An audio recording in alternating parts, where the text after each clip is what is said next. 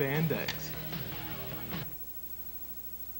The name tight spandex is an interesting one. How did that come about? Most people think it refers to the way our trousers fit, but that's not true at all, is it? Now, if you notice, none of us is even wearing spandex. I don't even own a pair of spandex. I think we dress, dress very casually, loose shirts, open jackets. Well, how did the name come about? Well, you see, we had a manager back in the early days, Robert Spandex, who was very, very stingy, very tight with our money, see? Right. So we thought it would be a very, very, what's the word I'm looking for? Not obvious. Subtle. Subtle, right, yeah. We thought it would be a very, very subtle put-down of him by calling ourselves Tight Spandex. Oh, it doesn't seem all that subtle. Huh, didn't to him either. He got us on a slander suit. Yeah, the settlement nearly wiped us out. Why not call ourselves casual dress? We do dress very casually. That's a point, yeah. Well, to try that, yeah. You have been much criticized by the local critics for never releasing any original music. Yeah, here we go again. Well, it's true that you've been together as a band for over 12 years and have never performed or released any original music. We hear this over and over and over. Everyone is always saying, Spandex never does originals. Spandex never does originals. Why do they say that? Well, because it's true. We never have done any originals. Yeah, I know it's true, but why do they have to keep saying it? That's my point. What I want to know is hasn't anyone ever considered that maybe we prefer doing cover versions of other people's songs? I mean, maybe we like to do something with them that no one else has ever done before. That's right, we once did a whole set of Led Zeppelin without drummer and bass, just to see what it would sound like. What did it sound like? Garbage. It was terrible. Well, so what if it was terrible? No one else ever did it. Well, if you stop to consider, maybe it's our complete lack of ability with anything musical, which is sort of the basis for our originality. Right, that could be it. I think so. You fired your drummer last year for what most people believed was jealousy. Care to comment? Well, when most people are paying attention to your drummer, all the girls are flocking to your drummer, it gets you kind of upset, don't you think? Well, what makes the situation exceptionally strange is that we were using a drum machine at the time.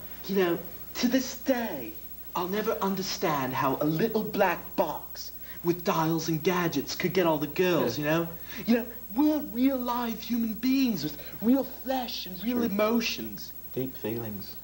You released a conceptual album last year that confused just about everyone that heard it. What was the story with that? Well, Roger here had the brainstorm of releasing an album completely without any music on it. Yeah, it was great. Now try to picture this.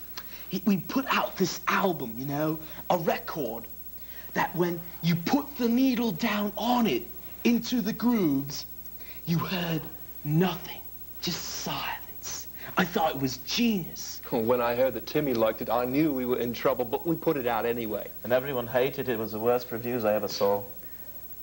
Tell us again, Roger, why did we do that? Well, it was an experiment, a conceptual event, which I hoped would illustrate the subjectivity of music. But, people in this area are just too damn stupid to appreciate such a heady concept. Yeah. Probably would have worked in Philly. Probably. Yeah. Tight Spandex is known for their sense of humor. Is that something you work on consciously? Well, you see, I don't really understand the question, How could you work on anything if you were unconscious? That's just stupid. No, man. She means, do we deliberately try to be funny? Oh, yeah, sure. We're always doing things in our sets to make people laugh, Yeah, that's right. Sometimes we'll say, here's something from Mr. Billy Idol called White Wedding, right? And then instead we'll sort of break into Rebel Yell, which is sort of a completely different song. It's a completely different song. It really kills it. It does. Hey, tell her about the yes-no thing. The what? The yes-no thing with Roger. You remember that? Oh, yeah, that's a really good one. Let me set this up for you. You see, Tommy here, during the middle of one of our sets, will yell, does everyone want to party, you know? And the crowd will yell back, you know, yes, yes, we want to party. Yes, tight spandex, we want to party. So, this is really great. This goes on for a while, okay? Now, Tommy then will yell again. After he's set up the crowd, he'll yell again into his microphone, does everyone want to party? And Roger here will yell into his microphone, no. It's great. You see, everyone thinks he's going to say yes, and he says no. It's a great routine. It's a classic. It's a classic. Great routine. You said once in another interview that you have little tricks, little things you do to please the girls. What are they? When you're on stage, you know, there's certain little things you can do to really get the girls going. Like when I'm in the middle of a really hot guitar solo, right? I'll just sort of throw in another face, sort of an extra face, like, you know, and that sort of really gets them going. They just start howling and screaming. It's wonderful. And of course, Timmy here is a master of what we in the band call a cute face. Why don't you do one for it, Tim? Yeah. Well, I just did one right there, but I'll do another one. Okay. You know, I'll just like look out into the crowd, like, or maybe, you know, one of these. It really gets them screaming. Drives them crazy. And if that doesn't work, Roger here will hand out free cocaine behind his amp. Isn't it also true that your accent is another gimmick you use to get the girls? Well, yeah, that's true. I mean, you know, we did make up this British bit. Yeah, we're really all from Phillipsburg. One last question, guys.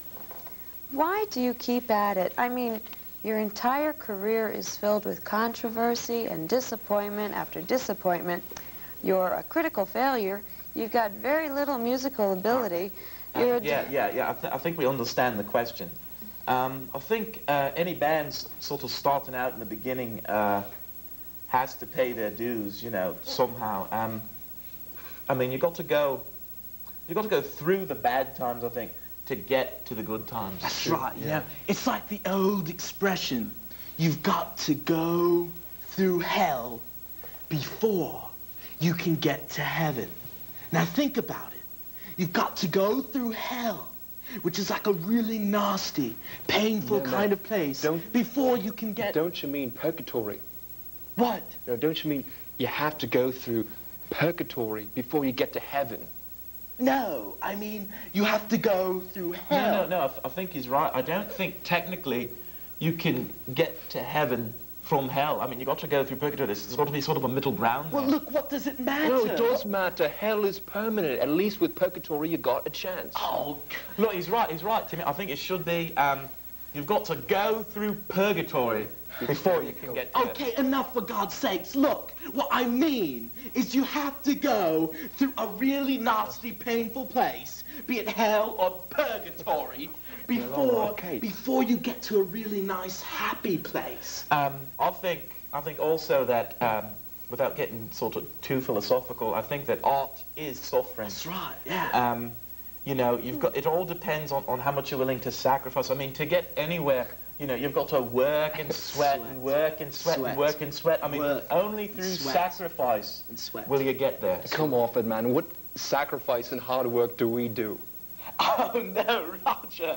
I don't think Tommy means that's what we do, but rather what you have to do to make it. For God's sake, I never think we'll be disciplined enough, you know, to do all that. I mean, I just want a lot of girls and maybe buy a house or something. Oh, yeah. Oh, that sounds good. Yeah, sounds good. Tight Spandex? Thank you. It's been a pleasure. It's been a pleasure. You're welcome. You're very pretty. Welcome. Yes.